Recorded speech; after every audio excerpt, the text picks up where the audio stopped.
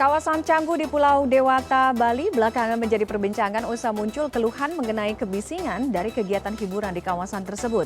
Namun Pulau Dewata terlanjur identik dengan surganya hiburan. Menjauhkan Canggu dari riuh hiburan, apakah mustahil untuk dilakukan? Kami bahas bersama Inyoman Dharma Putra, pengamat pariwisata Bali. Selamat malam Pak Nyoman. Selamat malam Tiffany, apa kabar? Kabar baik, mudah-mudahan Pak Nyoman juga dalam keadaan baik. Pak Nyoman, membasmi polusi suara di Canggu ini berangkat dari bagaimana belakangan 1 minggu, 2 minggu belakangan lah ya muncul banyak keluhan sampai muncul petisi. Tapi kalau kita berbicara mengenai Bali tempat hiburan itu kan dua hal yang tidak bisa dipisahkan. Bahkan ini menjadi magnet alasan mengapa turis datang ke Bali. Tapi mengapa setelah sekian lama tempat hiburan di Bali ini ada, berdiri, akhirnya sekarang unek-unek keluhan yang berujung pada konflik sosial itu akhirnya muncul, Pak Nyoman? Ya, sebetulnya pertama yang harus diluruskan dulu, tidak ada konflik sosial yang muncul ya. Yang ada adalah ekspresi wajar terhadap kebisingan yang berlebihan, sehingga kita melihat warga dan ekspat dan juga turis pada umumnya menyampaikan petisi untuk mengakhiri kegaduhan yang ekstrim. Jadi kata ekstrim itu yang perlu ditekankan. Saya kira apa yang terjadi di Canggu ini tanda-tanda baik juga kalau kita lihat dalam pengertian masalahnya cepat sekali ditangani oleh pemerintah. Dalam ini Bapak Menteri sudah langsung datang memediasi sehingga hal yang tidak baik ini, yang ekstrim ini bisa cepat diselesaikan sehingga mempertahankan Bali sebagai surga yang aman kira-kira bisa dilakukan. Oke, kegaduhan ekstrim tadi seperti yang Pak Nyoman sebutkan, sebenarnya itu lebih disumbang dengan kehadiran turis-turis yang datang ke sana dengan mungkin perilaku mereka, atau disumbang dengan banyaknya berdirinya tempat hiburan yang semakin menjamur. Kalau dulu kan mungkin Pak Nyoman pastinya lebih tahu, Canggu kan dikenal sepi, ya kan, tenang, nyaman sekali. Tapi sekarang mungkin sedikit banyak suasana itu sudah berubah, Pak Nyoman. Ya, memang kawasan wisata di Bali Selatan, khususnya di Kabupaten Badung, dari Kuta sampai Canggu itu berubah drastis dalam 10 tahun belakangan ini. Perubahan itu terlihat sekali dari misalnya kalau kita lihat tonggaknya misalnya Bom Bali ya, mungkin lebih dari 10 tahun yang lalu. Awalnya kan 80-an, 90-an itu yang rame itu di Kuta. Jadi pusat diskotik, kita ingat waktu itu ada namanya Peanuts, itu merupakan pusat keramaian malam. Setelah itu bergeser ke utara karena ada wisatawan yang memerlukan itu tetapi tidak mau hidup dekat itu, lalu mereka bergeser ke utara, pengusaha juga begitu, dari Kuta ke Legian, dari Legian ke Seminyak, dari Seminyak lalu akhirnya ke Canggu. Saya kira kebisingan ini disebabkan oleh keduanya. Satu, munculnya banyak fasilitas pariwisata, termasuk klub-klub itu, dan kedua, nama harum Canggu yang dianggap sebagai alternatif yang lebih sepi daripada Kuta. Situasi yang wajar terjadi ketika semua orang mencari alternatif, maka alternatif itu juga menjadi hal yang ramai, yang lalu tidak disukai. Saya kira itu yang menjadi sumber extreme noise itu. Oke.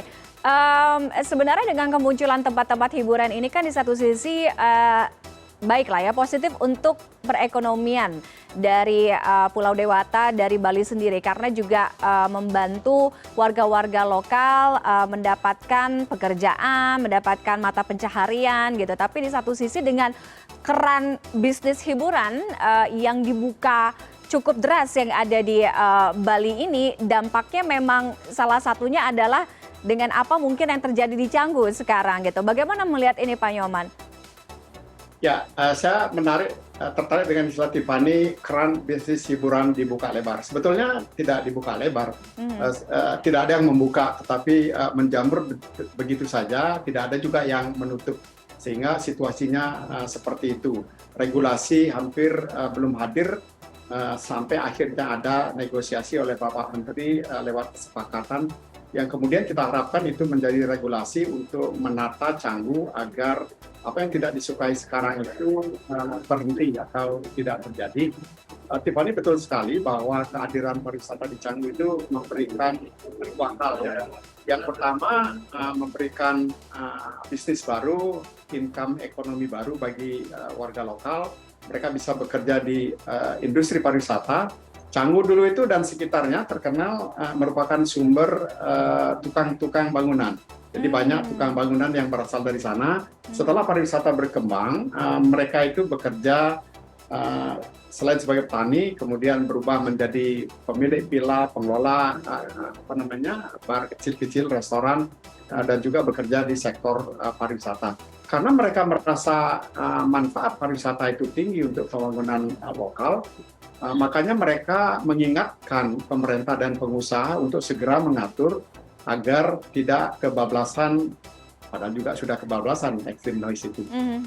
Inilah baiknya bahwa masyarakat Canggu itu walaupun mereka mengalami situasi indeks iritasi yang di luar yang bisa dikompromikan, mereka tidak melakukan hal-hal yang tidak baik. Artinya mereka ingin mencari solusi yang baik.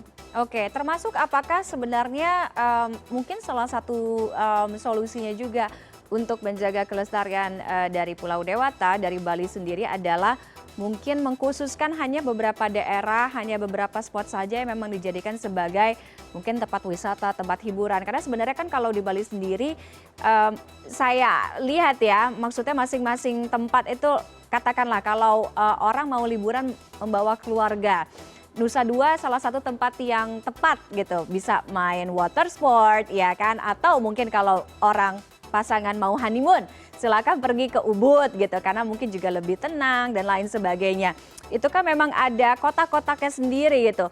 Apakah harus seperti itu sehingga di beberapa daerah lainnya yang belum terjamah tempat hiburan atau menjadi ladangnya hiburan gitu tetap menjaga signature style-nya, Pak Nyoman?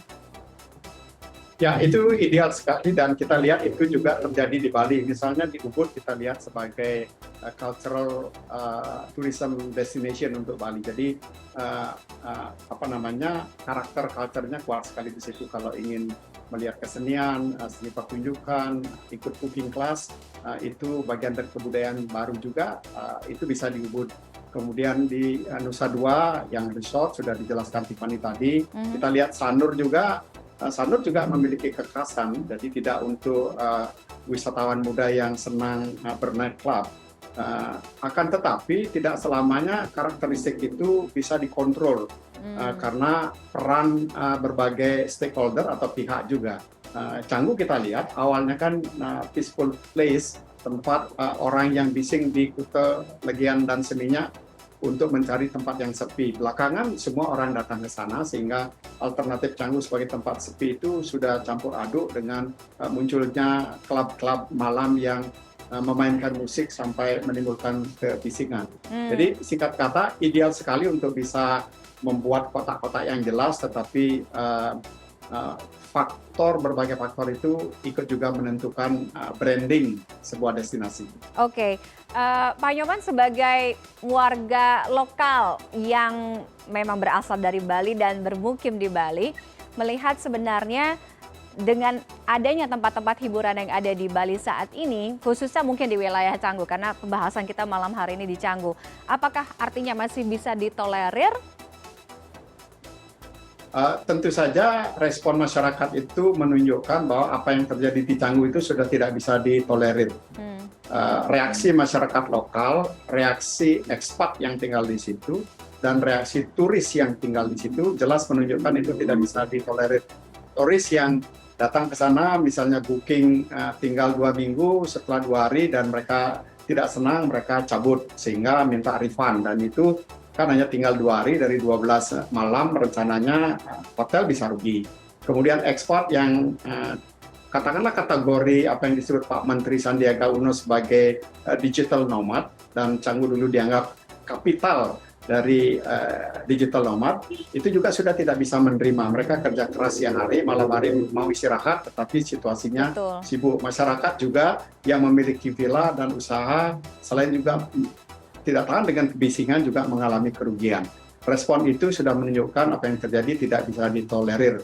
Akan tetapi, the other side yang positif adalah masyarakat kita lihat misalnya pecalang pemerintah tidak mengutuk secara membabi buta apa yang terjadi, tetapi berpikir positif untuk cari apa yang biasa kita sebut dengan win-win solution. Kita berharap itu bisa tercapai karena berasal dari dalam, from within the community. Oke, apakah win-win solution? Karena ini sudah ada kesepakatan, ada poin-poin kesepakatan pada minggu lalu terkait dengan jam operasional tempat hiburan sampai dengan pukul 1 dini hari, kemudian juga desibel, volume suara juga masuk dalam ketentuan itu. Apakah ini bisa menjadi win-win solution? Semuanya harus tetap dikontrol. Yang pertama, pastikan bahwa pelan-pelan kesepakatan itu bisa ditingkatkan statusnya menjadi regulasi, sehingga semua orang merasa harus tahu dan tunduk pada ketentuan yang ada. Kalau sekarang ini kan konon regulasi itu belum ada, bahkan pemerintah desa pun belum memiliki ketentuan dan apakah memang bisa mengatur ketentuan untuk industri global pariwisata ini. Oleh karena itu saran pertama saya mediasi dan kesepakatan ini diangkat menjadi regulasi dan jangan dianggap hukum itu bisa taken for granted, dia bisa berjalan menenangkan situasi, harus betul ada enforcement-nya, penegakannya. Yang kedua yang ingin saya sampaikan satu lagi, bagaimana eksekutif pengusaha-pengusaha industri di Canggu agar meniru pendahulunya di Kuta dan di Tuban serta di Sanur untuk membuat community executive club. Jadi mereka berkumpul bersama, memecahkan masalah bersama untuk keuntungan bersama. Artinya seperti slogan-slogan sekarang, they have to be concerned together and growing together. Betul, setuju sekali. Intinya sebenarnya tuan rumah tidak mempermasalahkan tamu-tamu yang datang ke rumahnya, membuka pintu selebar-lebarnya untuk tamu yang datang ke rumahnya. Tapi ketika tamu itu datang, itu juga harus hormat dan menjaga keseimbangan, tidak kelewat batas begitu ya Pak Nyoman ya. Jadi sehingga kondisi ini sama-sama bisa berjalan dengan baik lah ke depannya. Baik, terima kasih Pak Nyoman Dharma Putra sudah bergabung dengan CNN Indonesia Connected malam hari ini. Selamat malam Pak Nyoman, mudah-mudahan Canggu tetap aman, nyaman, dan tetap menyenangkan ya untuk kita semua saat ada di sana. Selamat malam. Selamat malam, terima kasih.